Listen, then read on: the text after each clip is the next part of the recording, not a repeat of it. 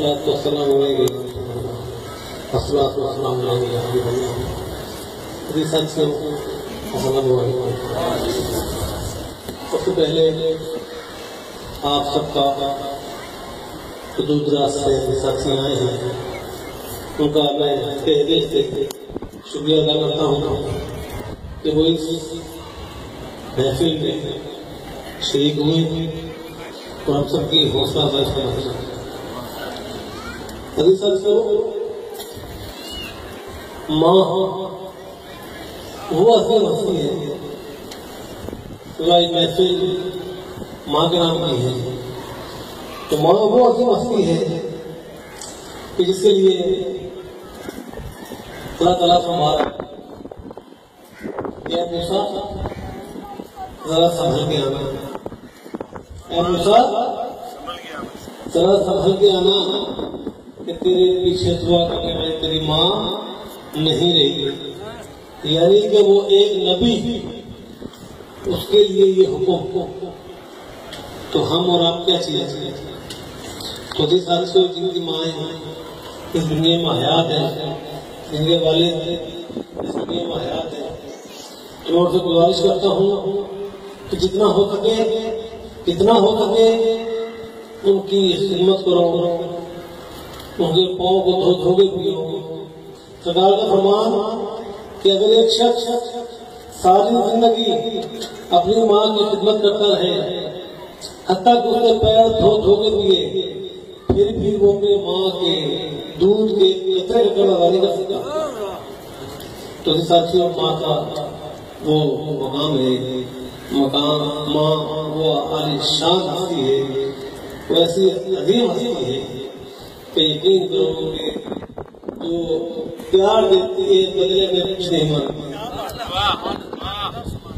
کہتے ہیں نا کہ اگر رب کو دیکھنا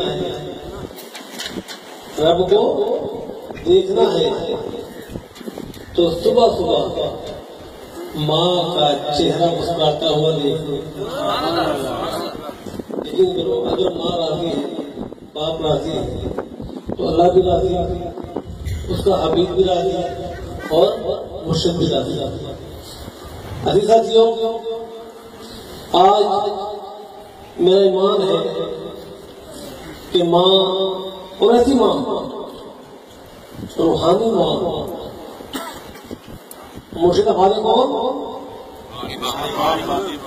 سردار ریاض احمد غور شاہی ہمارے مرشد ہے نا،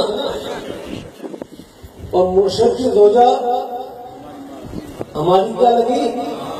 ماں، اور ایسی ماں دیکھیں، کہتے ہیں ماں کے قدموں تلے جنت ہے، کہتے ہیں، لیکن سرکار نے تشریف فرما دی کہ ہر ماں کے قدموں تلے جنت نہیں ہے،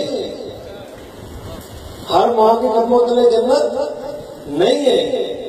اگر ہر ماں کے قدموں تلے جنت ہوتی تو یزید کی ماں تھی، یزید کی ماں تھی نا، کہ بغیر ماں کے پیدا ہوا، اس کی ماں تھی، تو بندہ جنتی کیوں نہیں ہوا؟ آج کا دشمن کیوں ہو گیا؟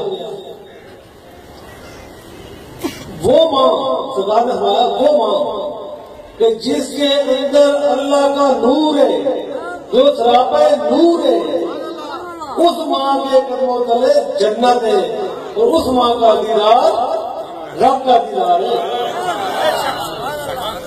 تو عزیز ساتھی، ہم لوگ کی خوش نصیبی کہ ہمیں ایسی ماں جیتے جی ہمیں ایسی ماں ملی، لیکن افسوس کہ ہم قدر نہ کر سکے، ہم ان کا خیال نہ رکھ سکے۔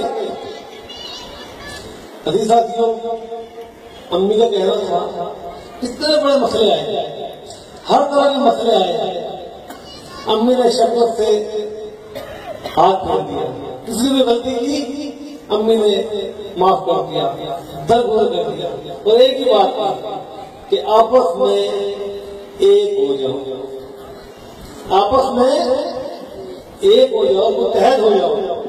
اگر آج ہم متحد ہو جاتے ہیں، ایک ہو جاتے ہیں، تو ہمیں باہر کی طاقتوں کا مقابلہ کرنے میں کوئی مسئلہ پیش ہی نہیں ہوگا۔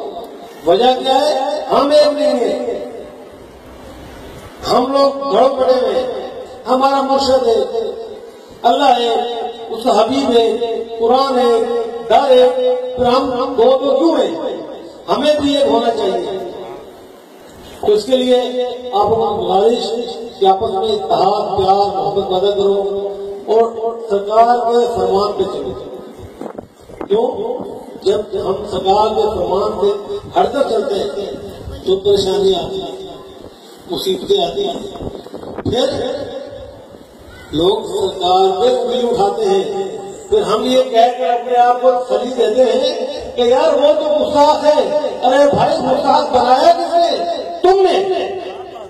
کیوں؟ تمہاری وہ حرکتیں، تمہاری وہ باتیں، تمہاری وہ عادتیں اس بندے کو ناگوار بولی اور اس نے بولی سرکار پر اٹھائی۔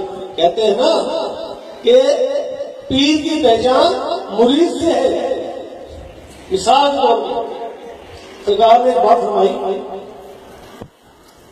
کیا کہ نماز قائم کرو۔ ایسی کیا بات؟ نماز قائم کرو، نماز ہے حقیقت کی تلاش کرو۔ صحیح ایسے کہ نماز حقیقت کی تلاش کرو۔ سرکار نے فرمایا اللہ نماز صورت نہیں دیکھتا، وہ نماز سیرت دیکھتا ہے، یعنی اندر کی نماز دیکھتا ہے۔ تو ہم نہاد عاشقین نے نماز پڑھنی چھوڑ دی، ہم نے نماز پڑھنا چھوڑ دی۔ اس پر سونے پہ سوال ہے یہ کہ ہم نے تو نماز نہیں پڑھی، جس نے پڑھی اس پر ہنسے۔ تو اس کا نتیجہ کیا نکلا؟ کہتے ہیں کہ گھر شری نماز کا منکر ہے۔ اگر گھر شری نماز کا منکر ہے تو یہ مسجد کس لیے بنے گی؟ گورنمنٹ مسجد مسئلہ ہے، سرکار نے تو نماز ادا نہیں کی۔ ہم لوگ صرف اپنے نفس کے خاطر، اپنی انا کے خاطر، اپنے آپ کو خوش کرنے خاطر ہم سرکار کی باتوں کو توڑ موڑ کر پیش کرتے ہیں، جس سے سرکار کی ذات میں بولی ہوئی ہے۔ تو خدا جو سرکار کا فرمان ہے اس پر عمل کرو، اپنی باتیں نہ لے کر رہو جس سے انجمن کو اور سرکار کی ذات کو نقصان پہنچے۔